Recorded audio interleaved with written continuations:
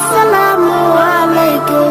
সৃষ্টিকর্তা কোনো কিছু বানাতেন না, যে নবীর খাতিরে আল্লাহ এ জমিন বানিয়েছে, আসমান বানিয়েছে, চাঁদ বানিয়েছে, সূর্য বানিয়েছে, আমাদেরকে সেই নবীর উম্মত করে শ্রেষ্ঠ উম্মতের লাকাব দিয়েছে।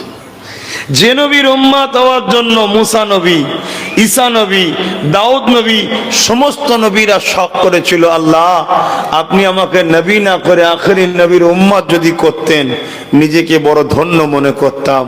আল্লাহ আমাদের ঘরে নিজের কুদরতি ইচ্ছায় সেই নবীর উম্মত করে ধন্য করে দিয়েছে। জোরে বলুন সুবহানাল্লাহ। এই নবীর উম্মতেরা, আমরা নবীর উম্মত হওয়ার জন্য আমাদের মাকাম কত, আমাদের দরজা কত জানেন, আমাদের সম্মান কত জানেন? ওয়াকাযালিকা জাআলনাকুম উম্মাতান ওয়াসাতা লিতাকুনু শুহাদা আলান নাস ওয়া ইয়াকুনুর রাসূলু আলাইকুম শাহিদা। আল্লাহর কোরআন বলছে আমরা কিয়ামতের দিনে, আমার নবীর উম্মতেরা কিয়ামতের দিনে অন্যান্য নবীদের সাক্ষী হবে। জোরে বলুন সুবহানাল্লাহ। কেমন? কিয়ামতের দিনে মুসা নবীকে আল্লাহ ডাকবে যে তোমার কওমের লোকেরা কেন আমাকে মানেনি, অনেকে মানেনি। আল্লাহকে মুসা নবী বলবে আল্লাহ আমি দাওয়াত দিয়েছি, ওরা শোনেনি। বদমাইশরা বলবে আল্লাহ তোমার নবী মিথ্যা বলছে, আমাদেরকে দাওয়াত দেয়নি। আল্লাহ বলবে মুসা তোমার সাক্ষী কই?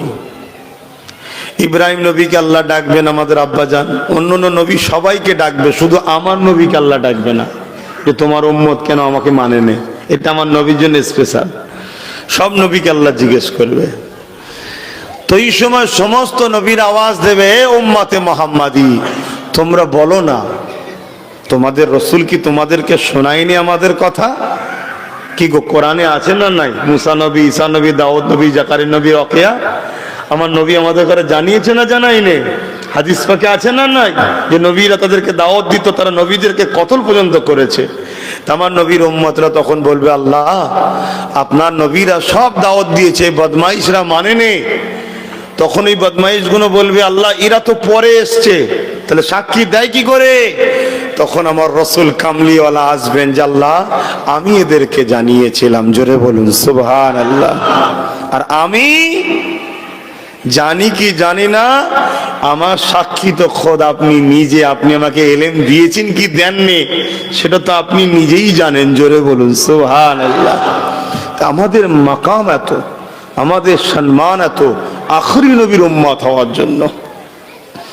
এই নবীর উম্মত জাহান্নামে যাবে যারা, আল্লাহ যেন আমাদের ঘরে না দেয়, বলুন আল্লাহুম্মা আমিন।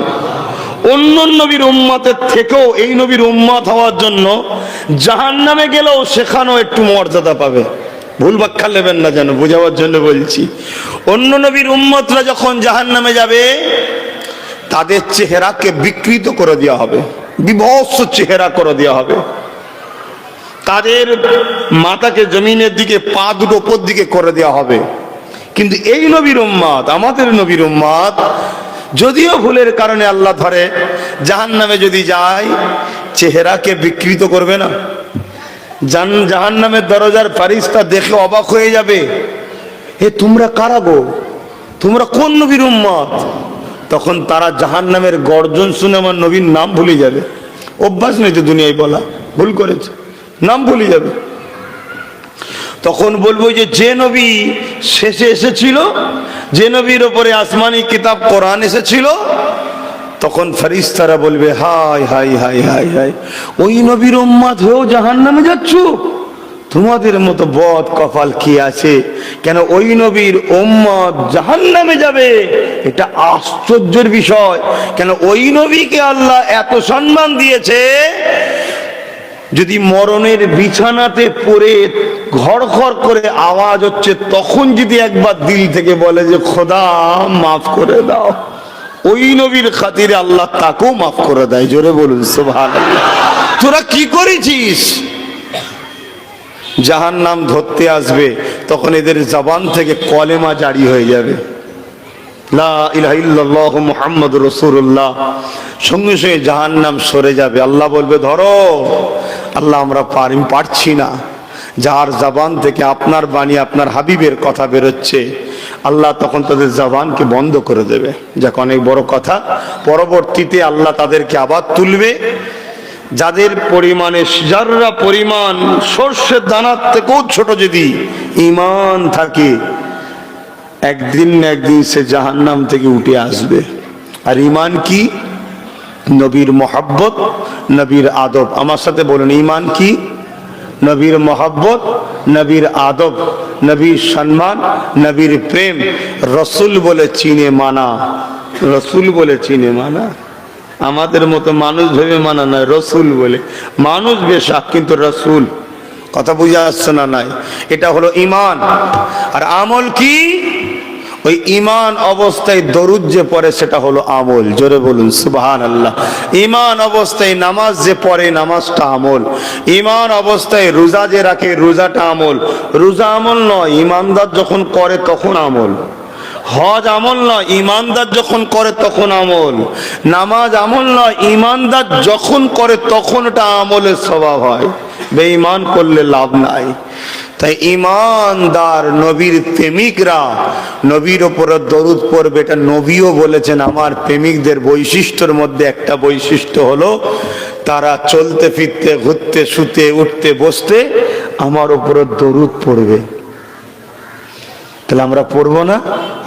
মোহাব্বতে দরুদ আল্লাহুম্মা সাল্লি আলা মাওলানা মুহাম্মদ ওয়া আলা আলিহি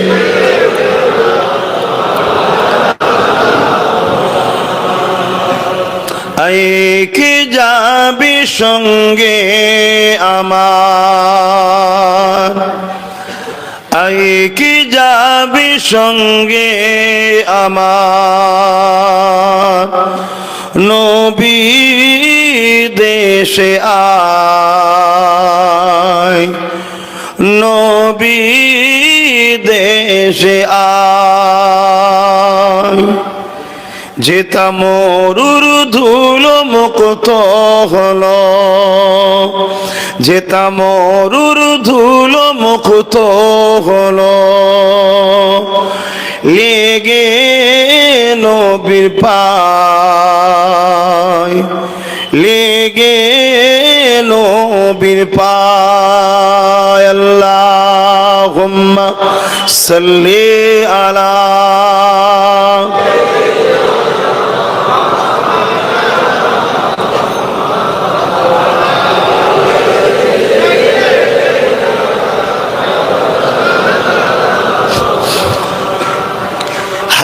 দুঃখ নিয়ে যাব আমি, বলবো নবীজিকে,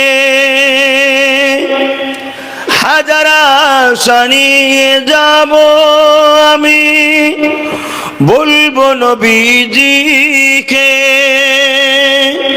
আমার আশা মিটে যাবে নবীজির দোয়াতে।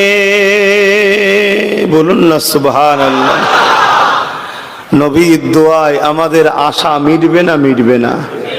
নবীর দোয়ায় আমাদের দুঃখ কষ্ট মিটবে না? মিটবে না? 100%।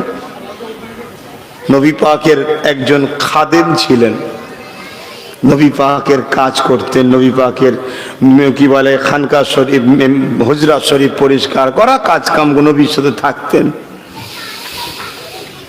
কোনদিন নবীকে কিছু বলেননি। একদিন খোদ নবী নিজে বলছেন, কাব বিন রাবিয়া নাম, এই তুমি আমার কাছে কিছু চাও না কেন?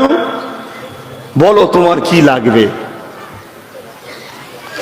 তখন ওই খাদেম বলছে, হুজুর, গোলামকে যে আপনার কদমে রেখেছেন এটাই সবচেয়ে বড় আমার পাওনা। জোরে বলুন সুবহানাল্লাহ। যেমন ইব্রাহিম আলাইহিস সালাম বলেছিলেন যে আল্লাহ, এত বাচ্চা থাকতে যে আমার বাচ্চাটাকে আপনি পছন্দ করেছেন, এটা ইব্রাহিমের কপাল। জোরে বলুন সুবহানাল্লাহ। ইসমাইল নবীও বলেছিল, আব্বা, এত বাচ্চা থাকতে আল্লাহ যে আমায় পছন্দ করেছে, এটা ইসমাইলের বড় নসিব, আপনি চিন্তা করবেন না। তো এখানে বলছে হুজুর আপনি যে এত মানুষ থাকতে আমাকে যে আপনি খেদমতে রেখেছেন, এটা আমার জন্য বড় নসিবের ব্যাপার। তো হুজুর আপনি যখন বলেছেন, আমি এই সুযোগটাকে হাতছাড়া করতেও চাই না। আমার দিলে একটা আশা আছে। কি আশা? আমি যেন জান্নাতেও আপনার খাদেম হতে পারি। জোরে বলুন সুবহানাল্লাহ। আল্লাহ নবী বললেন, যা, তোকে জান্নাতে আমার খাদেম বানিয়ে দিলাম। জোরে বলুন সুবহানাল্লাহ। কথাটা ভালো করে বুঝবেন, যা, তোকে আমি জান্নাতে আমার খাদেম বানিয়ে দিলাম। খুব ভালো করে বুঝবেন ভাই, কবে দুনিয়া শেষ হবে, কবে বিচার হবে, কতদিন পরে জান্নাত যাবে, এখন থেকে নবী বলে দিচ্ছে, যা, তোকে খাদেম বানিয়ে দিলাম। এখন বলুন, ওই লোকটা জান্নাতি হবে না হবে না? খাদেম হবে না হবে না? জান্নাত দিবার মালিক কে? খাদেম বানাবার মালিক কে? নবী বলল, যা, তোকে বানিয়ে দিলাম।